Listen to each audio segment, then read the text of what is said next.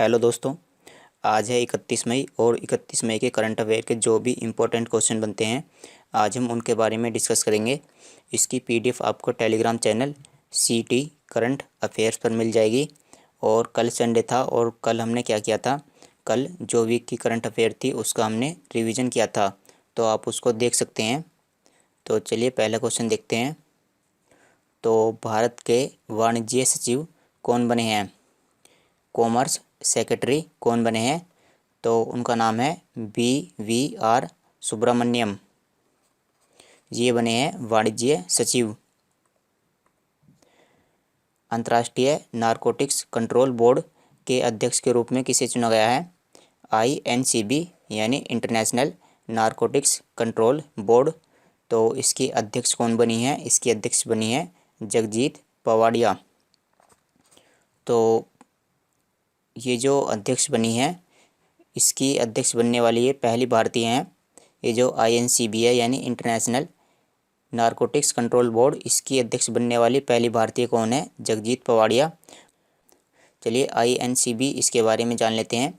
तो INCB इसका मुख्यालय कहाँ पर है? इसका मुख्यालय वियना ऑस्ट्रिया में है। और इसकी वर्तमान अध्यक्ष कौन बनी है? जगजीत पवाडिया। सच कहूँ तो किसकी आत्मकथा है? तो यह किसकी ऑटोबायोग्राफी है? यह नीना गुप्ता की ऑटोबायोग्राफी है। नीना गुप्ता एक एक्टर हैं और इसमें इन्होंने क्या बताया है, इसमें इन्होंने जो बॉलीवुड है, जो बॉलीवुड फिल्म इंडस्ट्री है उसके बारे में, उसकी राजनीति और कास्टिंग काउच, फिल्म उद्योग में भाई भतीजावाद, तो इन्होंने इन सभी मुद्दों के बारे में इस किताब में चर्चा की है। हाल ही में निम्नलिखित में से किसे प्रवासी प्रजातियों के संरक्षण के राजदूत यानी एम्बेसडर के पद से हटा दिया है? तो इसके एम्बेसडर थे रणदीप हुड्डा। इनको प्रवासी प्रजातियों के संरक्षण, तो एक ये क्या है, ये एक संधि है। ये क्या है? यह एक संधि है। और इस संधि के जो राजदूत बने थे वो कौन थे? रणदीप हुड्डा। इनको राजदूत के पद से हटा दिया है। चलिए इसके बारे में समझ लेते हैं। वन्य जीवों की प्रवासी प्रजातियों के संरक्षण, ये क्या है? ये एक संधि है और ये एक पर्यावरण संधि है। और इसको कब लॉन्च किया गया था? इसको 1979 में लॉन्च किया गया था। और ये जो संधि है इसी को हम बॉब कन्वेंशन के नाम से भी जानते हैं। सरकार ने किस योजना के तहत प्रत्यक्ष लाभ हस्तांतरण के माध्यम से छात्रों को वित्तीय सहायता प्रदान करने की घोषणा की है? तो हमें सरकार की योजना का नाम बताना है। तो योजना का नाम है मध्याह्न भोजन योजना। तो इसके बारे में समझते हैं। तो मध्याह्न भोजन योजना के तहत सरकार ने क्या किया है? सरकार छात्रों को वित्तीय सहायता प्रदान करेगी, यानी उनको पैसे प्रदान करेगी। और किस तरह से? DBT यानी डायरेक्ट बेनिफिट ट्रांसफ़र। इसकी फुल फॉर्म क्या है? Direct benefit transfer. तो इसका मतलब क्या हुआ?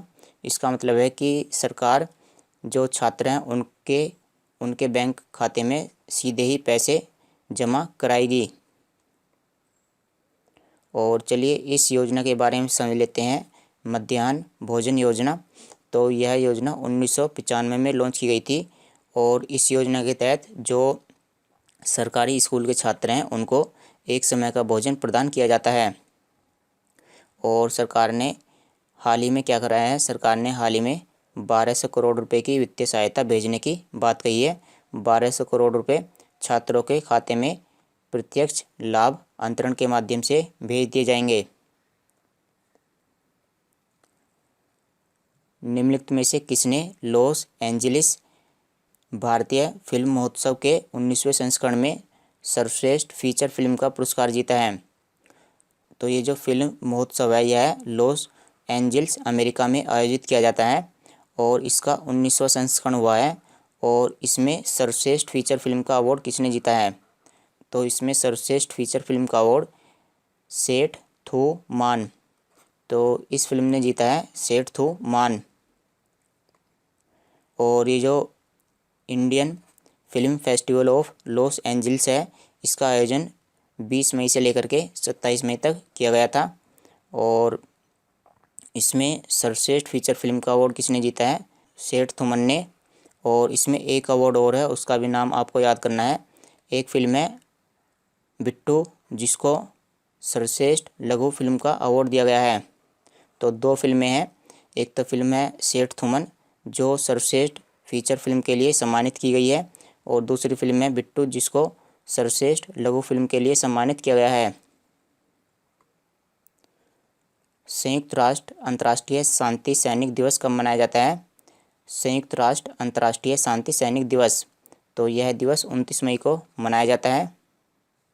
और बात कर लेते हैं कि यह दिवस क्यों मनाया जाता है। जब यूनाइटेड नेशन यानी संयुक्त राष्ट्र की स्थापना हुई थी 1948 में, तो इसी की स्थापना के वक्त कुछ जो सैनिक थे उनकी मृत्यु हो गई थी। लगभग 4000 सैनिकों की मृत्यु हो गई थी, और उन्हीं सैनिकों की याद के लिए यह दिवस मनाया जाता है। चलिए इस साल अंतर्राष्ट्रीय शांति सैनिक दिवस की थीम देख लेते हैं। तो इसकी थीम क्या है? The road to a logistic peace. तो इस साल की ये थीम है।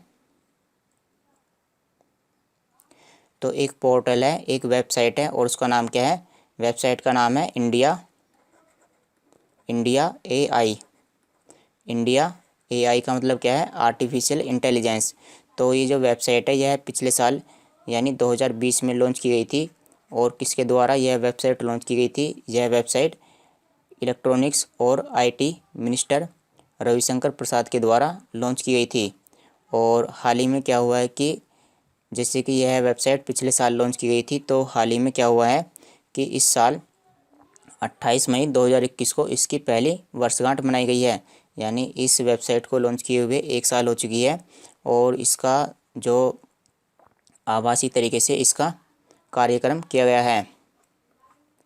और इसकी पहली वर्षगांठ के अवसर पर जो मंत्री हैं रविशंकर प्रसाद, उन्होंने एक रिपोर्ट भी जारी की है। और रिपोर्ट का नाम क्या है?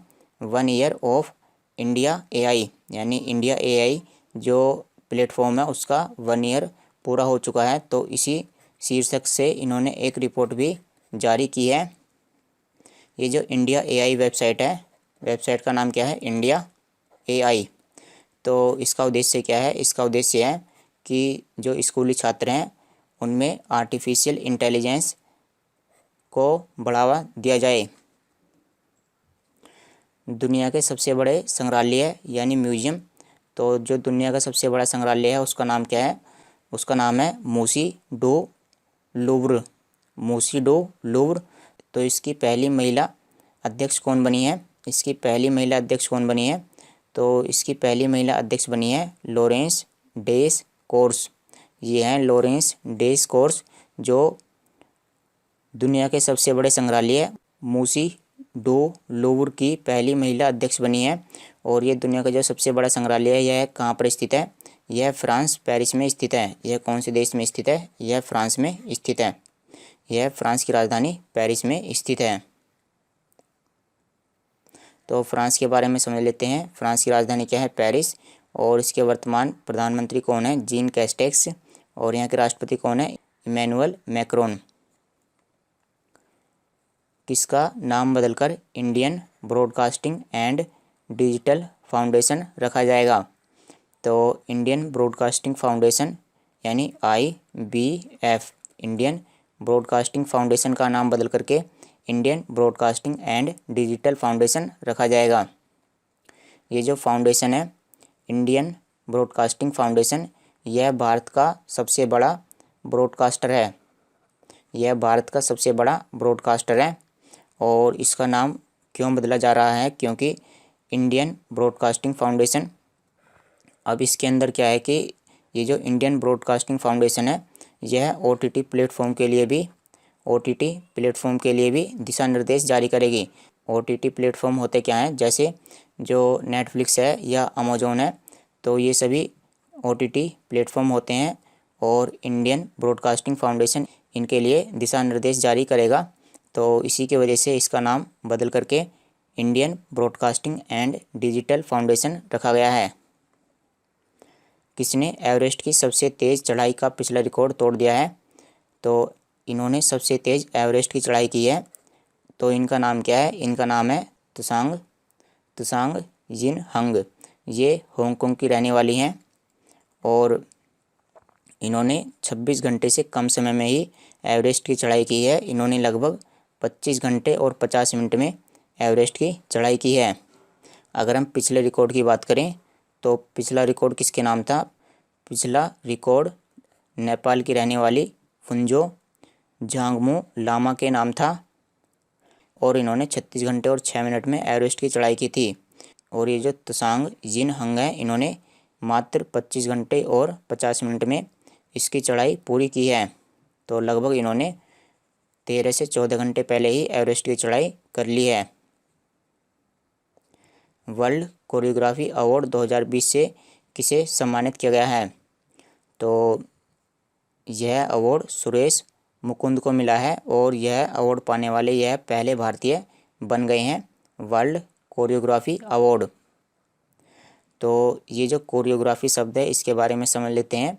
इसका मतलब होता है कि जो डांस के स्टेप होते हैं तो उनको कौन डिज़ाइन करता है?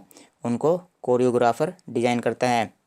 तो इनका काम ही ये होता है कि जो डांस के नए नए स्टेप होते हैं या उनको डिज़ाइन करते हैं। तो वर्ल्ड कोरियोग्राफी अवार्ड मिला है सुरेश मुकुंद को। तो चलिए दोस्तों, आज की वीडियो में इतना ही। इसकी PDF आपको Telegram channel CT current affair पर मिल जाएगी। Thanks for watching the video. कल मिलते हैं आपसे।